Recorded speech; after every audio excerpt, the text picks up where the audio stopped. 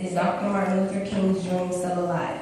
It is. Look around us in this world today, full of hatred and separation. Being a high school student, I myself face a lot of challenges.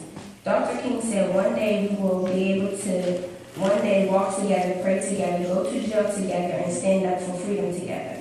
Well, first let me just say, I see myself walking in the hallways of my school and a teen same color as myself won't even say a funny hello, let alone walk together. There are no more Asians than Latinos in this country than ever before. I see them walking together. Folks, we have work to do. My first experience of racism was in 3rd grade. I will never forget. I was on the playground at school and I wanted to play with this little white girl. At the time, I did not know the color of her skin or mine because it didn't matter to me until I asked to play with her. Her response was no, because I wasn't the same color as she was. I didn't understand what that meant. I went home crying to my mother, asking her why and what was wrong with me. She then explained to me that nothing was wrong with me, but in life, I will find people who are lost. Praying together is critical. I go to church every Sunday, and I have been since I was little. I would see people get on their knees and cry, but didn't know why.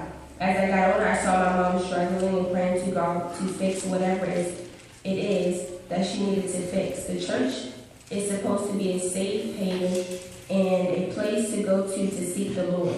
I see some people won't even let you sit next to them, let alone pray with them. I hear the preacher preach the sermons and cry out to the congregation about getting their house in order. Are we praying together or are we being selfish? Going to jail together is hard for me to grasp. No one wants to go to jail. I think people who go to jail are crying out for help, but no one is there, so they continue to do bad things and end up alone. Nowadays, our black boys and girls are getting shot by each before making it into the jailhouses. How come we can't listen to someone who is hurting? Adults, why can't you listen to us young people to hear what we have to say? Don't wait until it's too late. Suicide for teenagers today in the norm. Dr. King's dream is alive, but not being taught. Instead, it's the music on the radio that teenagers engage in. Standing up for freedom. What does that mean? When I first learned about Rosa Parks,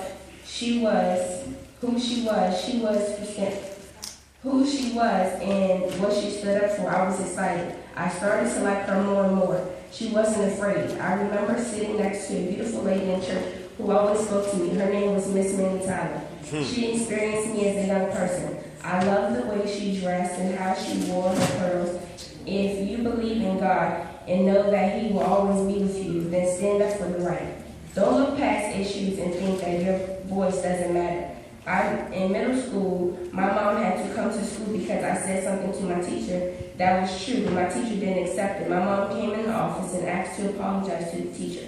As much as I love my mom and as much as I didn't want to get in trouble, I turned to her with little fear and said, "No, Mom, I didn't do anything wrong. I stood up for what was right."